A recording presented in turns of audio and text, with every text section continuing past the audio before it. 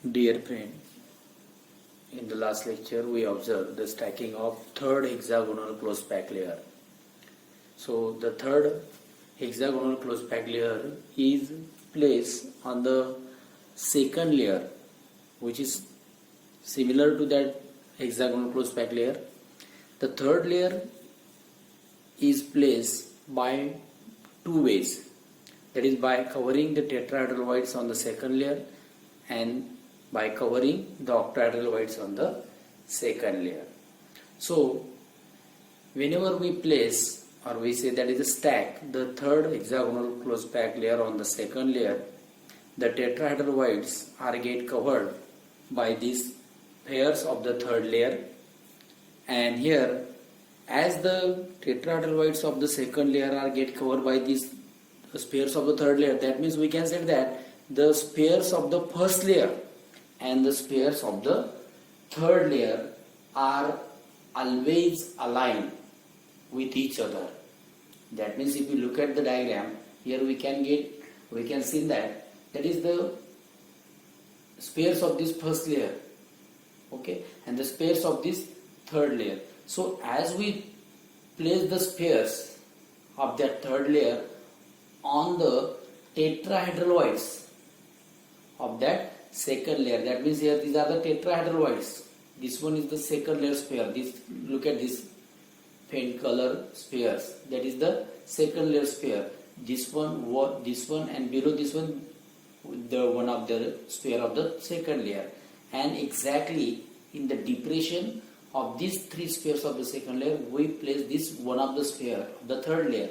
That means it always cover the tetrahedral void, because the three spheres of the second layer and one of the sphere from the first layer in that triangular void, that means that is the tetrahedral void, and this sphere is covered that tetrahedral void. So in this way we can stack the spheres of the third layer in hexagonal close packing, and here it covers the tetrahedral void. So that's why here we can say that the spheres of the first layer and the spheres of the third layer are aligned with each other. And so if the spheres of the first layer are A layer, then we can say the spheres of the third layer are also the A layer, and the spheres of the second layer are different. That's why here we call them that is the B type. So that's why it generates the pattern AB pattern.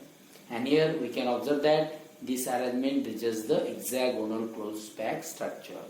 And as we observe here, if we consider one of this pair, so to this pair the 6 nearby spheres are touches belongs to the same layer, and one sphere from the bottom layer and one sphere from the above layer.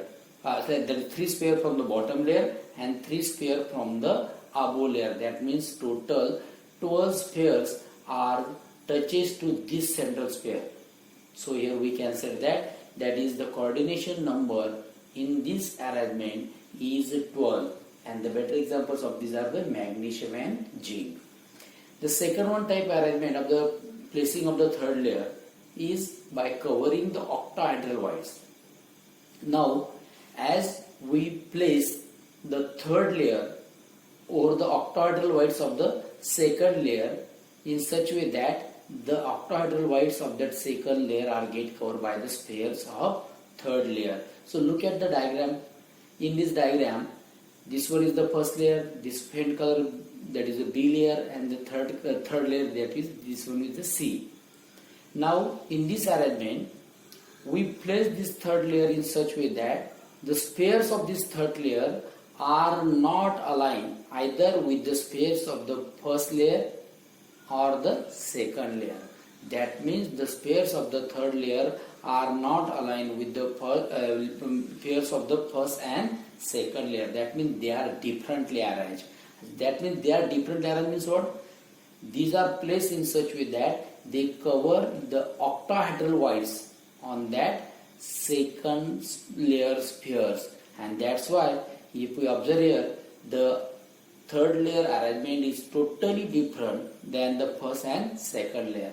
So if we call, or if we assume the first layer sphere as the A sphere, second layer spheres are the B sphere, then obviously here we call the third layer spheres as a C-type layer.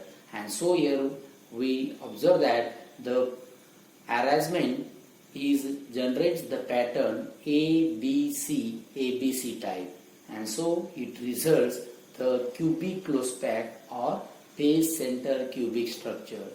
Similar to that, the third layer covering the tetrahedral voids, here also if we consider one of the central sphere, in there the spheres in the same layer, that is touches to the central sphere, there are 6 number of these spheres belongs to the same layer, touches to this one, and the 3 spheres from the above layer and 3 spheres from the bottom layer. That means total 12 spheres are touches to this central sphere. That means these 3 spheres from the above layer, these 3 spheres from the bottom layer touches to this central sphere. That means total there are 12 spheres, and that's why here we can say here is also the coordination number 12.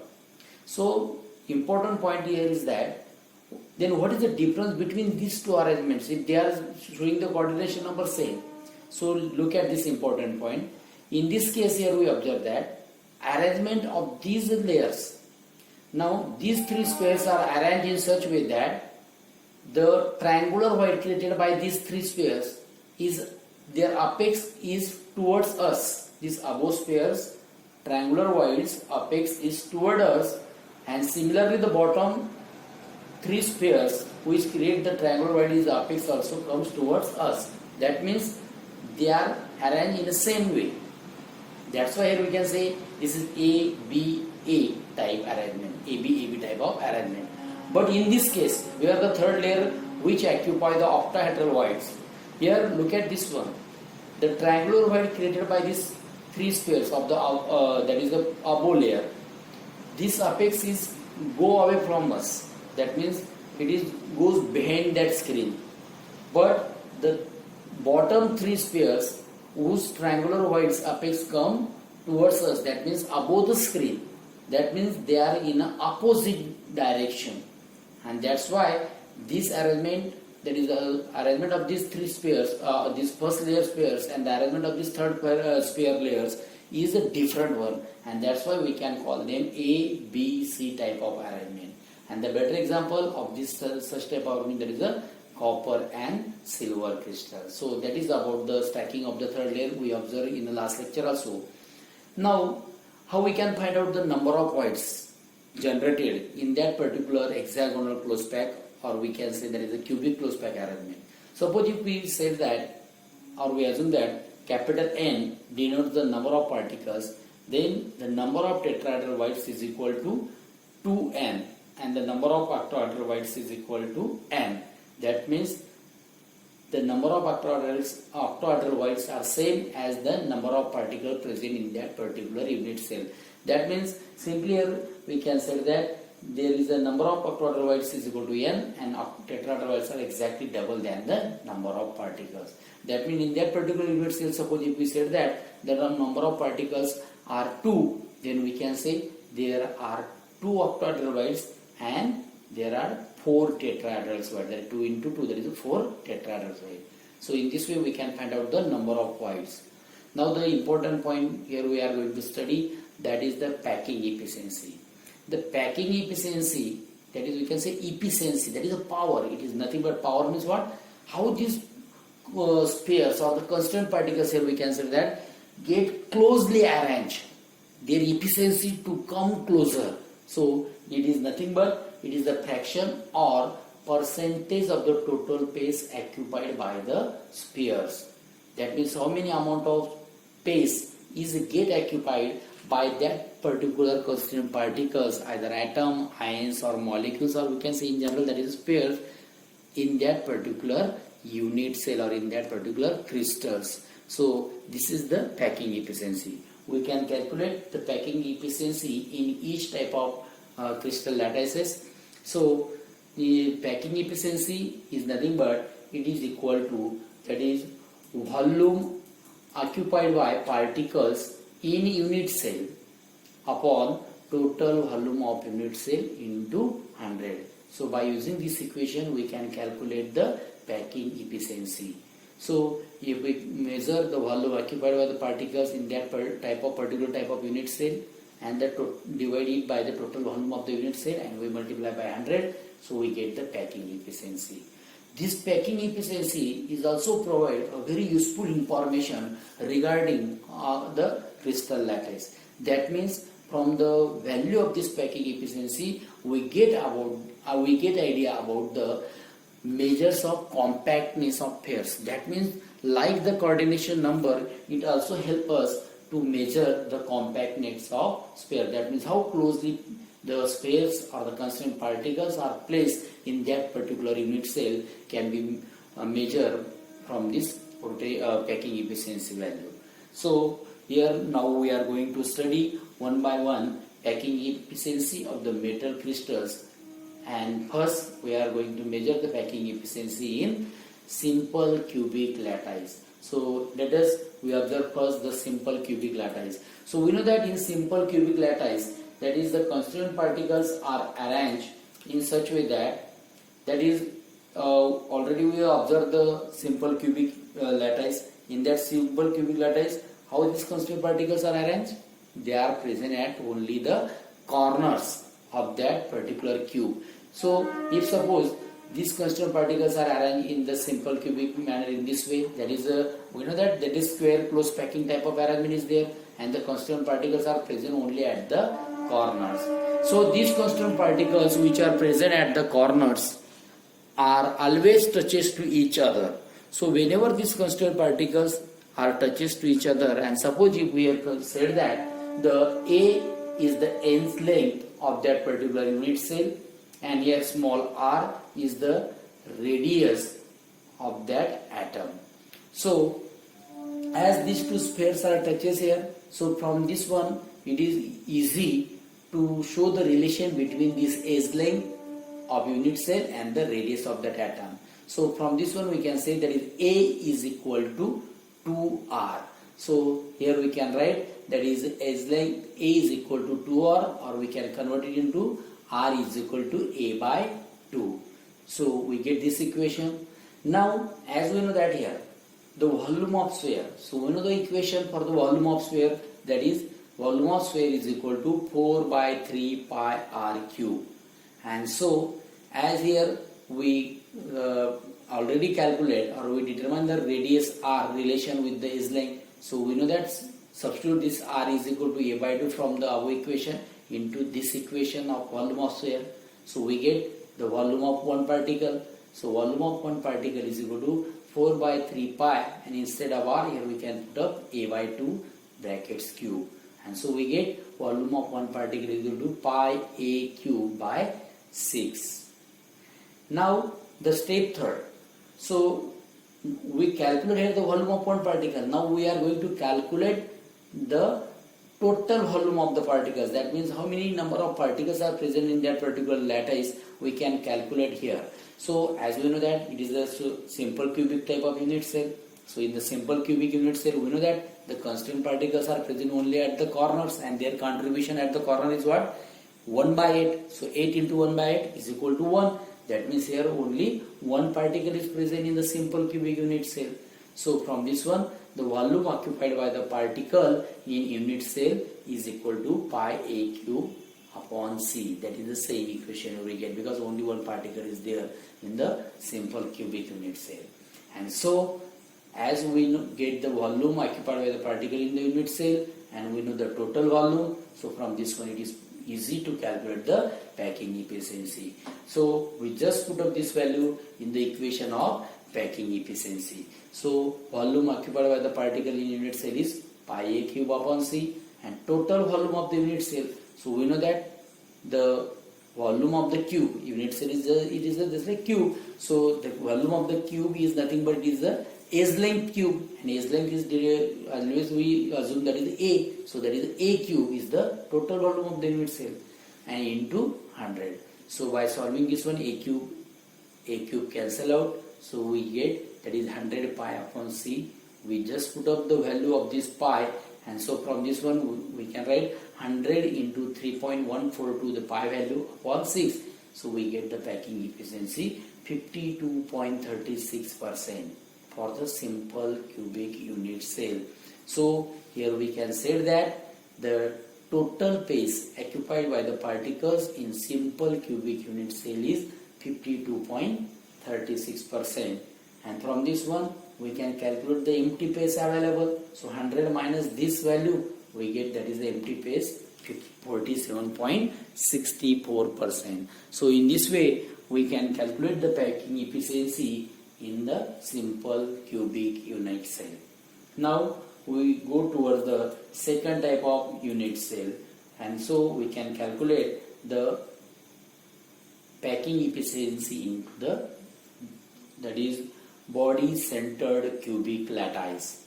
So as we call here, it is a we study the body centered cubic lattice. So we know that the arrangement of the constituent particles in the body centered cubic lattice, we know that along with the corner the constant particles are present, one of the constant particles is present in the center of that cubic unit cell.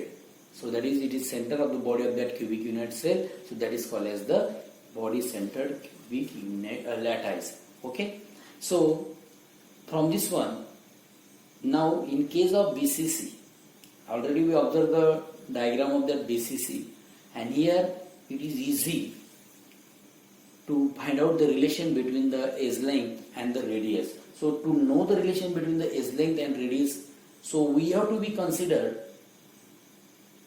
the spheres which are touches to each other. Then and then it is possible to find out the relation between the edge length and the radius.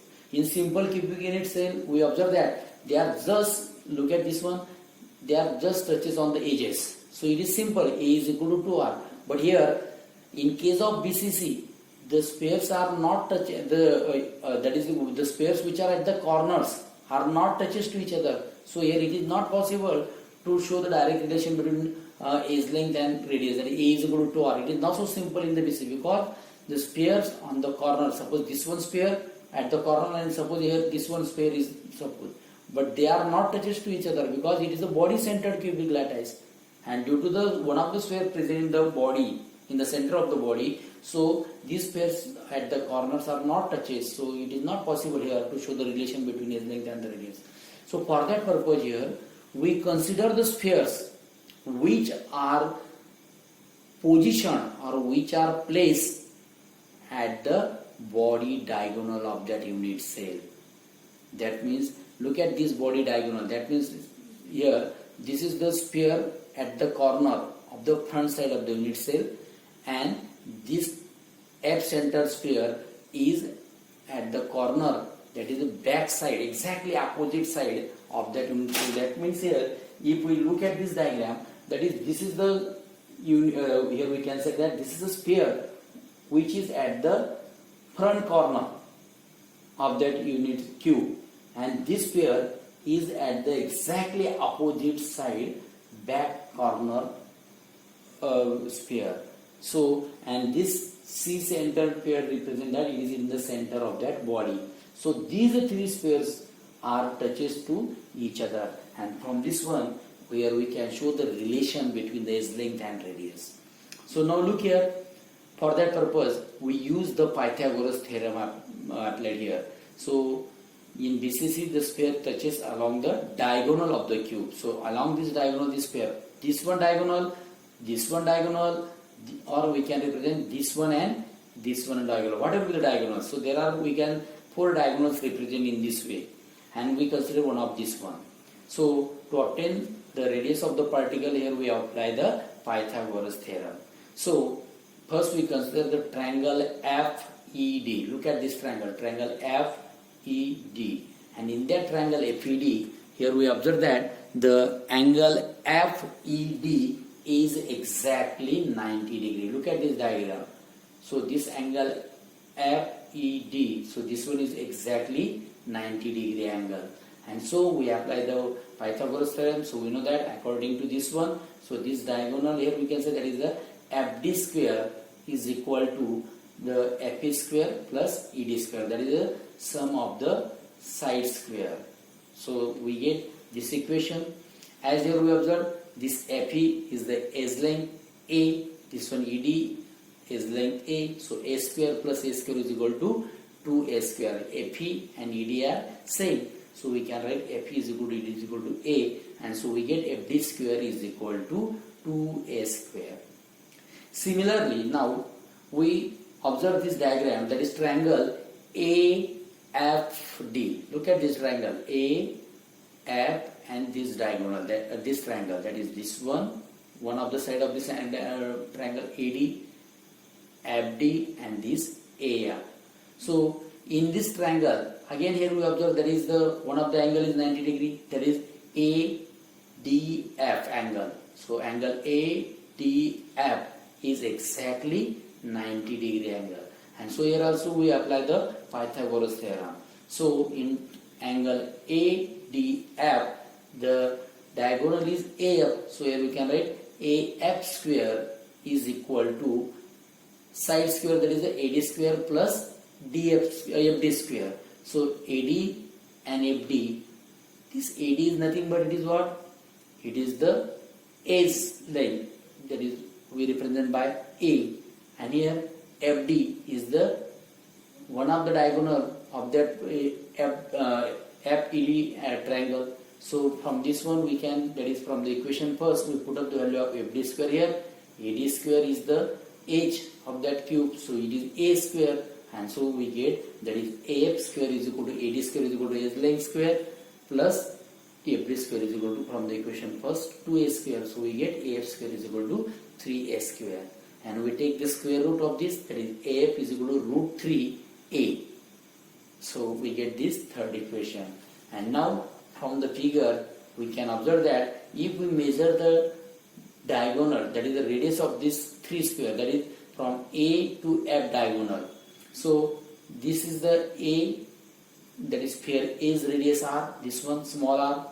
This C sphere, both the radius, that means here we can say this radius R, this radius R, that is for this one here we can say 2R, and that is of the A sphere, that is R. So R plus 2R plus R, that means here we can say that is AF is equal to 4R, and so we substitute this value in equation 3. So we get the equation that is root 3A and AF is upon 4R, that again count R, on root 3 is equal to 4R, and hence we can convert this equation in this form, that is R is equal to root 3 by 4A. So in this way we get the equation of we get the relation between the radius and the edge length in BCC type of unit cell, that is R is equal to root 3 by 4A. Now we are going to calculate in the step second, that is volume of the sphere. So we know that the volume of